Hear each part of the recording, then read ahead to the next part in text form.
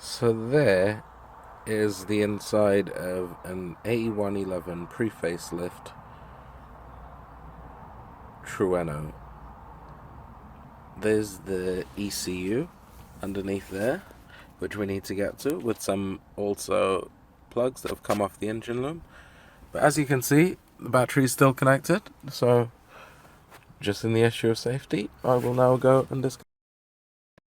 So as you can see, the battery, positive and negative terminals, they need to come off in order to remove the ECU safely.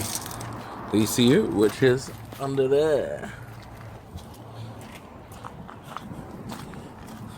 This probably isn't the best tool to be doing this with. Oops, it's even the wrong size. We'll go and get the proper one. Let's just try and give it a wiggle. No, we can't give it a wiggle and a jiggle. So I'm going to have to get myself a 12. Because somebody has changed the battery terminals. Usually Toyotas, they are 12. They are 10s on battery terminals. However, some genius person has decided to change this one for a bigger terminal. Probably because they couldn't get the JDM battery, or they didn't want to spend the money on a JDM battery. Who knows? They might have had one lying around and thought, it's easier, so I'll change the terminal.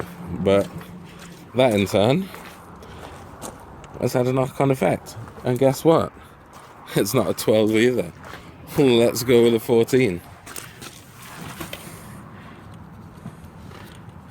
And a 13, just to be careful, because we are in England, and English people seem to have a habit of replacing normal size bolts with 12s or 13s. With 13s. And yes, I was correct. The English have struck again. They have replaced the Japanese bolt with a 13. So this car is essentially a car of the devil now, as it has 13. Hopefully it's the only one that we come across. So undoing that, because the negative's already loose, gonna take off the negative, then the positive, and there we go. Battery disconnected. Voila. You could also use this method for when you're taking your car away for a while. When you're going away on holiday, just disconnect your battery, leave it, and there's less likely chance you'll come back to a dead battery. After all, I only had to remove this fat one. The other ones had pretty chunky connectors, so easy to come off. So if you trace back, you can see the engine looms going all the way through there. There's a hole somewhere up there. Here's the loom. So you've got 3 connectors. These 3 grey ones, these go to the ECU, and these go into the chassis loom, which control a bunch of other things, your ignition and your lights and everything, I believe. Your indicators and all your... Well, actually, no, I don't think this loom controls your indicators, but it gives power to your clocks and stuff. It gives you your revs and whatever little other bits and pieces. There's a potential that on the other car, as it's a facelift one, that these plugs may be slightly different, but we're ready for whatever it has to throw to us. We've got an ECU here that needs to come out. I'm trying to see what sort of brackets it has.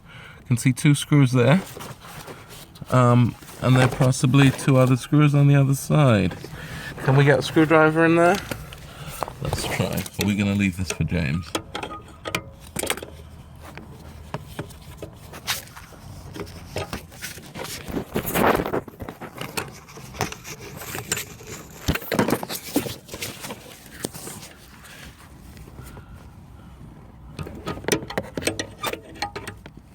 Can't get to it. I think that's a mission for James.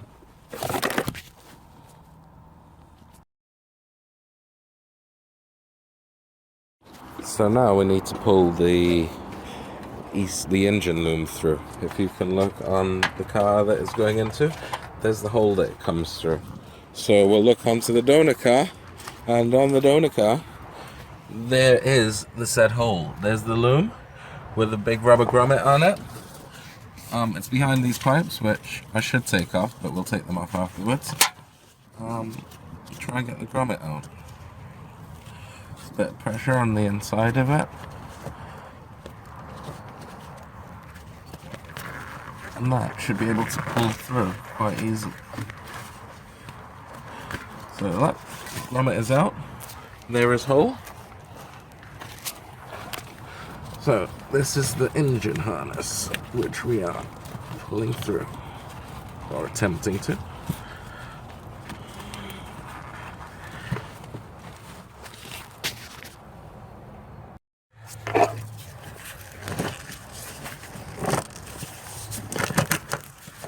Ooh, these plugs look familiar.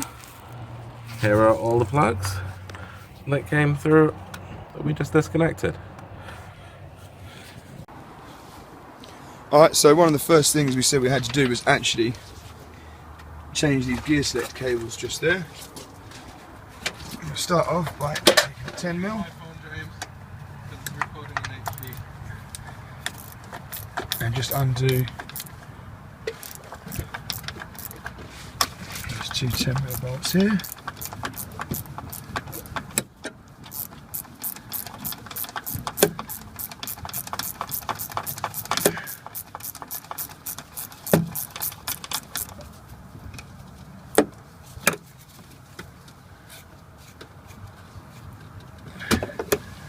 Something safe. Next one. Switch out to. Sorry for the camera skills here. I'm not a photographer.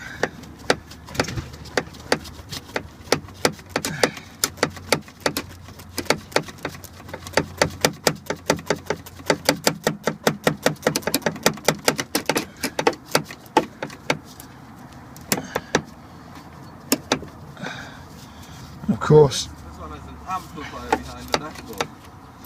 This one has an amplifier behind the dashboard. Cliff has just informed me while he was over there. I have to say, actually, I did suspect that would be the case because of the rear subwoofer. Nice. Well, we'll investigate that in a minute because that's going in my other backpack.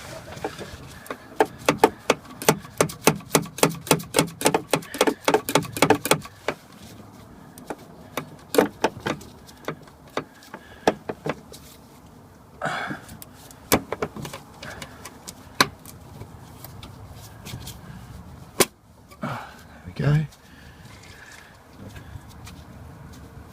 It's a bit of a pain in the arse to film and do this.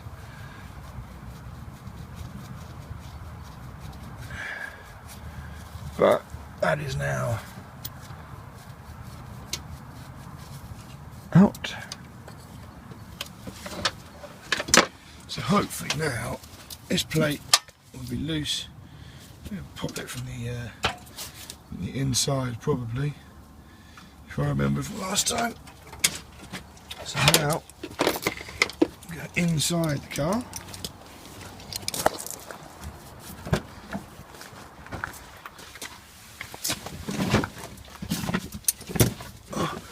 And try and find somewhere to actually get in. Drive shafts, touches, all sorts of shit in the way.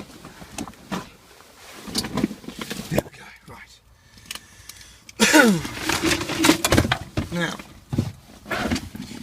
we have the inside of the cables which are connected here with these little pins. So, see there, I'm just going to pull that pin out.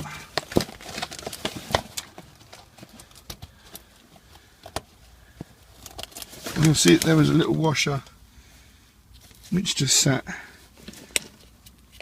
over there to keep the pin in, so we'll remove that, keep these safe, and then just simply pull that off. We'll also need to get these out here. These can be... Alright, sorry about that guys, bit of a technical problem. In order to get to all the way back there, where the gear select cables come through, it's a bit of a reach, but you can just about see one 10mm bolt there. And there's actually another one further up behind it which you can just about see there. So we're going to attempt to get these out.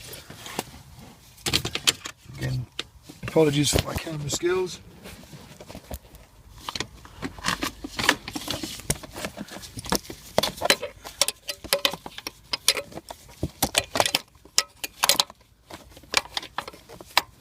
In fact, you know what, guys, this is just, I mean, you can see I am literally sat here in the bowels of the car. I'm going to go ahead and take all this off, and I'll get back to you when I've done it, because really it's something I just can't really do and film at the same time. But yeah, peace. Okay, so I managed to get a bit of a better position so you guys can see what I'm doing.